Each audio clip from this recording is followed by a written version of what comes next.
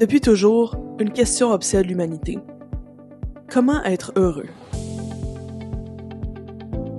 Cette quête constante nous a menés à une infinité de tentatives de réponses, où chaque nouvelle approche, nouvelle méthode, nouvelle pratique, nouveaux produits ou nouvelle personne prétend détenir la solution pour enfin atteindre le bonheur.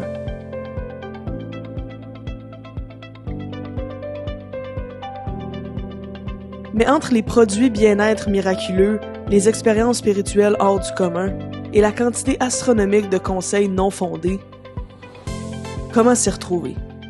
Pour naviguer dans cet océan de promesses et de discours, La Vie Bonne vous propose une autre voie, celle de la réflexion.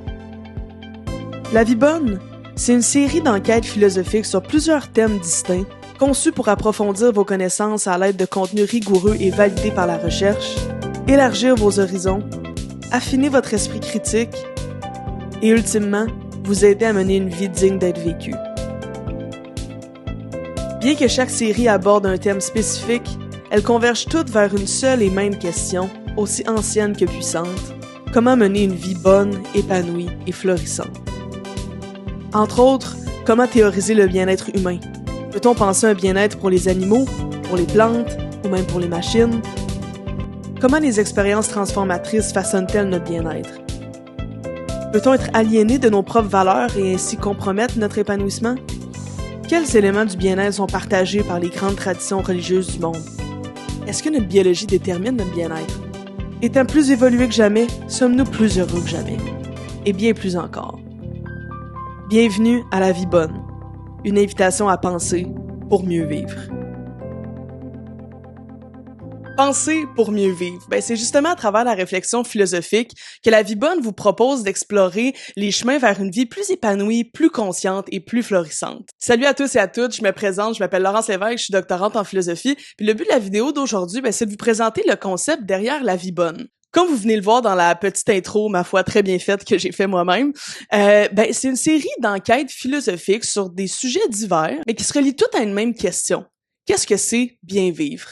Ah, puis avant de continuer plus loin, si vous êtes ici, c'est probablement parce que vous aimez réfléchir, puis ici, on réfléchit ensemble, donc autant rendre ça officiel. Abonnez-vous. J'ai vraiment l'intention de créer une belle communauté autour de ça, puis de vous abonner, ça fait que vous en faites déjà partie. Bon, pour vous présenter c'est quoi La Vie Bonne, je vais répondre à certaines questions que peut-être vous posez sur ce concept-là. Comme par exemple, c'est quoi l'objectif de La Vie Bonne? Pourquoi est-ce qu'on approche le bien-être ici à travers un angle philosophique et non sociologique, psychologique ou encore économique? C'est quoi la méthodologie que je vais employer? Comment être dans l'application concrète pour élever son bien-être? Et pour commencer, je vais traiter la question: pourquoi parler du bien-être? Pourquoi est-ce qu'on s'intéresse au bien-être? Il y a deux réponses possibles à ça. La première réponse, c'est que plusieurs philosophes s'entendent pour dire que le but de l'existence humaine ou la finalité de l'expérience humaine, c'est le bonheur. En fait, c'est simplement d'être heureux. Parce qu'on n'arrive pas à trouver qu'est-ce qui serait une plus grande finalité que ça. La majorité des choses qu'on va entreprendre dans notre vie, qu'on va faire, vont tous être dans le but de se rendre heureux, d'être bien, d'avoir une belle vie. Fait qu'on s'entend que si c'est ça le but de l'existence humaine ou la finalité de l'existence humaine,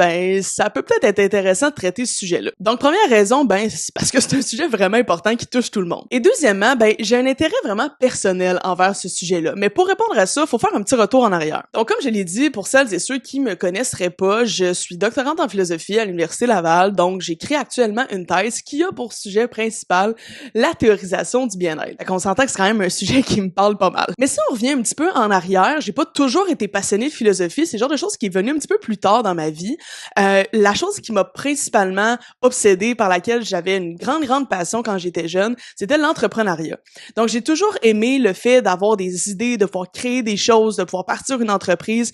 C'est le genre de choses qui m'a toujours bien allumée et c'est ce qui m'a amené à, après mes études secondaires, à aller faire une technique en gestion de commerce au cégep de Saint-Hyacinthe. Par la suite, j'ai laissé sortir cette passion-là pour l'entrepreneuriat en créant une entreprise de commerce en ligne que j'ai beaucoup aimé, j'ai beaucoup appris à travers ce processus-là d'entrepreneur, tout simplement.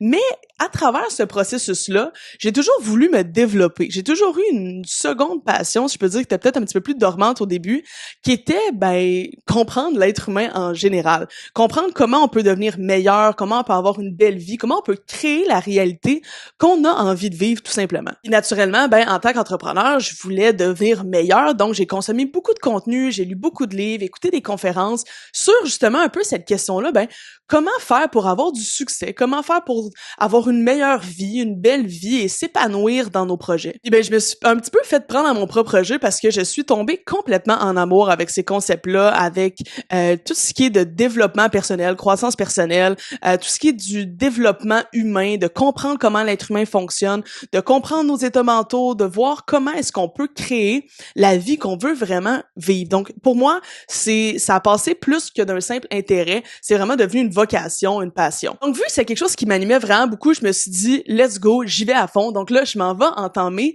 un baccalauréat en philosophie à l'UQAM que je faisais à temps partiel tout en bâtissant ce qui est aujourd'hui le cabinet Evexia, mais qui était à l'époque Croissance Métaphysique. Shout out si vous avez été membre de Croissance Métaphysique. C'est à temps partiel en faisant mon baccalauréat que j'ai pu justement bâtir cette entreprise-là qui a eu un grand succès et qui est encore à ce jour présente. C'est juste que j'ai changé un petit peu l'angle et c'est devenu aujourd'hui ce qu'on connaît comme étant le cabinet Evexia. Donc à travers cette entreprise-là, j'ai aidé plusieurs personnes à avoir une vie plus florissante, à mettre en application certains concepts qui pour moi avaient fait vraiment une différence dans ma vie et j'ai aussi commencé à créer du contenu en ligne, donc à travers Instagram, TikTok, YouTube. J'ai également été invitée sur plusieurs podcasts, je suis allée dans des émissions de radio, à la télévision pour propager un petit peu ce message-là de comment est-ce qu'on peut créer la vie qu'on veut et vivre une vie florissante et épanouie. Et là, après mon baccalauréat, il y a eu un moment charnière qui est arrivé pour moi. Donc, j'avais deux options. Soit, premièrement, je continuais dans mon entreprise à l'époque de continuer d'aider les gens comme ça sous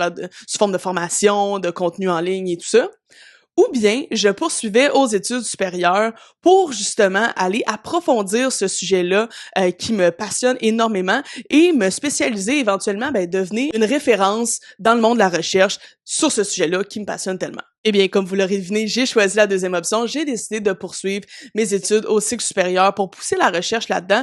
Et là, une autre passion s'est installée en moi, si je peux dire, et c'est ça de contribuer à mon domaine à travers la recherche. Si jamais vous êtes curieuse de savoir un petit peu plus sur mes intérêts de recherche, sur mon projet de recherche, vous pouvez aller voir au cabinetevexia.com. J'en dis davantage là-dessus. Bon, cela dit, bien que la contribution académique soit importante pour moi, j'ai toujours trouvé ça extrêmement important que les connaissances autant fondamentale que comment bien vivre, soit accessible à tout le monde. Pour moi, ça a toujours été hors de question que des sujets aussi fondamentaux, essentiels, fondamentaux sur le bien-être humain qui peuvent servir à tout le monde restent dans un milieu académique et se rendent pas nécessairement aux gens dans la réalité pour les aider à vraiment vivre une belle vie. Et c'est exactement ce qui m'amène ici aujourd'hui. Donc me voilà, toujours doctorante en philosophie et toujours fondatrice du cabinet Evexia qui poursuit ses activités aujourd'hui avec quand même un petit peu moins d'intensité, je dois dire, évidemment, parce que on s'entend, écrire une thèse, ça prend quand même pas mal de temps. Mais toujours là quand même, et me voilà de retour à faire du contenu gratuit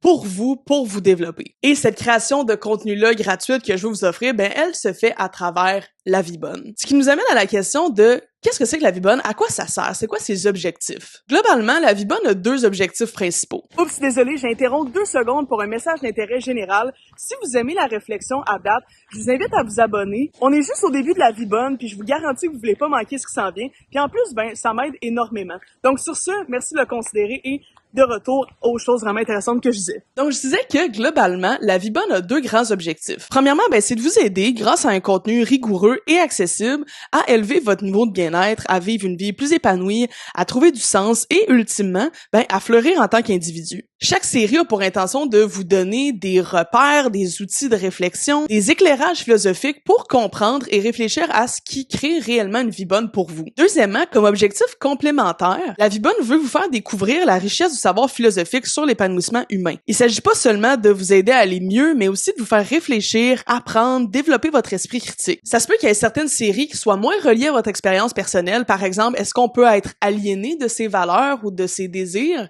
Peut-être que ça vous est jamais arrivé, puis c'est un sujet que vous trouvez peu relié à votre quotidien. Même dans ces cas-là, l'intention, c'est de vous aider à ouvrir vos horizons et d'enrichir votre compréhension sur les multiples facettes du bien-être humain. Donc, ces nouvelles connaissances-là vont non seulement vous aider à nourrir votre propre réflexion, mais aussi peut-être à aider les gens qui comptent autour de vous. Donc, à travers ces 2 objectifs-là, vous aider à vivre une vie plus florissante et vous aider à ouvrir vos horizons et développer votre esprit critique, je pense que la vie bonne va vraiment pouvoir être utile pour vous. Ensuite, une question que vous vous posez peut-être, c'est pourquoi étudier le bien-être ou le phénomène de l'épanouissement humain à travers un angle philosophique et non à travers un angle sociologique ou psychologique ou même économique? Bon, ben la réponse courte, c'est que j'ai une formation de philosophe et non de sociologue, de psychologue ou d'économiste, donc c'est de la philo qu'on va faire. La réponse un peu plus longue, c'est que alors que les études sociologiques, psychologiques ou économiques sur le bien-être vont porter plus sur ses déterminants puis ses effets, les recherches philosophiques vont vraiment s'intéresser à la nature même du bien-être et à comprendre qu'est-ce qui fonde véritablement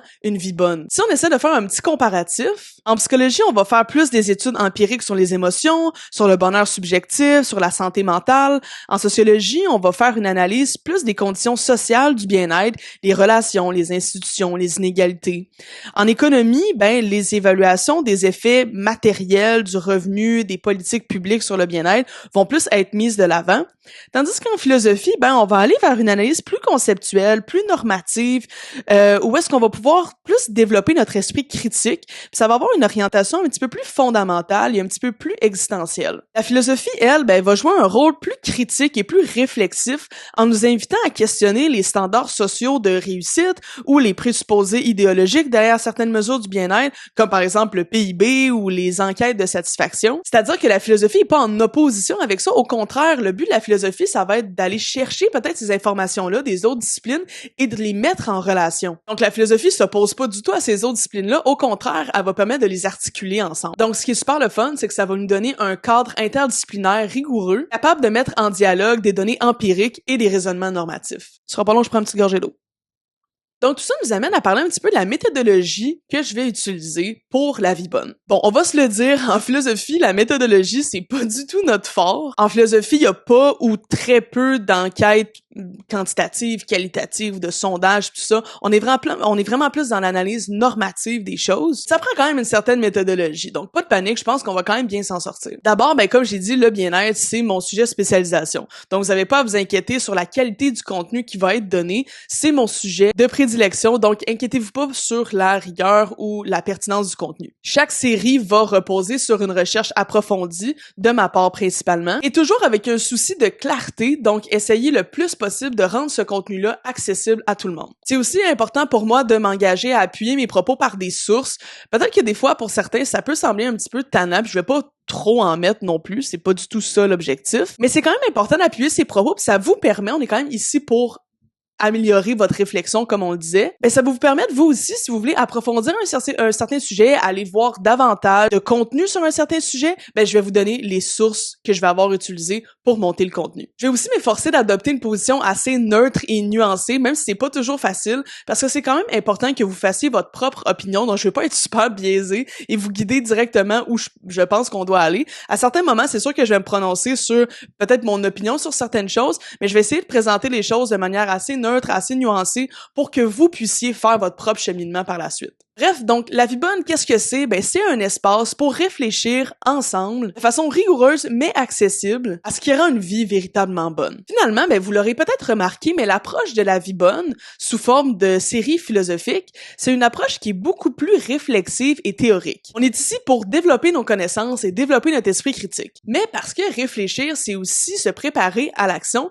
je vais vous offrir, à travers le cabinet Evexia, une option appliquée pour chaque série. Mais ça signifie quoi concrètement? Donc, pour chaque série, une version complémentaire, pratique et un peu plus poussée va être disponible pour celles et ceux qui aimeraient aller plus loin et mettre en application, mettre en action les idées abordées. Avec des exercices guidés, du contenu appliqué à intégrer dans votre quotidien, en plus d'un kit de départ Evexia livré chez vous pour vous accompagner concrètement dans votre démarche. Le tout, ben, à un prix plus abordable qu'un souper au resto. C'est important pour moi que chaque série puisse avoir cette option-là pratique et appliquée pour ceux et celles qui voudraient aller plus loin et vraiment appliquer ça dans le quotidien pour avoir un véritable changement et créer vraiment une vie épanouie et florissante. Si jamais ça vous intéresse d'en savoir plus, allez simplement sur cabinetevexia.com. Donc voilà, maintenant vous en savez un petit peu plus sur moi et un petit peu plus sur ce que c'est que la vie bonne et ce à quoi vous pouvez vous attendre pour la suite. Tout ce qu'il vous reste à faire maintenant, ben, c'est d'aller écouter la première série qui traite de qu'est-ce que le bien-être et comment le théoriser. Bonne écoute! Oh oui, puis avant de finir, vous savez, en tant que consommateur, consommatrice de contenu, les gens vous demandent sûrement souvent de vous abonner, d'aimer la vidéo ou de commenter. Ben, j'ai envie de vous demander la même chose, mais vous savez, en philosophie, tout est une question d'argument. Fait que je vais vous donner 2 arguments pour vous convaincre d'interagir avec la vidéo ou de vous abonner, puis si je vous ai convaincu, ben vous savez quoi faire. Premièrement, participer à la discussion, c'est déjà philosopher et vous êtes ici pour ça. Un commentaire ou un j'aime, ça vous permet de faire une petite contribution à la grande conversation dans laquelle on est en ce moment et qui nous bénéficie à tous et toutes. Deuxièmement, je dirais que vous abonner, c'est comme poser une première pierre vers une vie plus réfléchie. Aiguiser son esprit critique, développer ses connaissances, c'est à la base d'une vie bonne, puis vous abonner, ben ça vous met déjà sur la bonne voie. Puis entre vous puis moi, ben ça va être pas mal plus fun que lire la République de Platon. Oh puis regarde, si je t'ai pas convaincu, tu peux toujours t'abonner par charité, je vais le prendre quand même. À bientôt.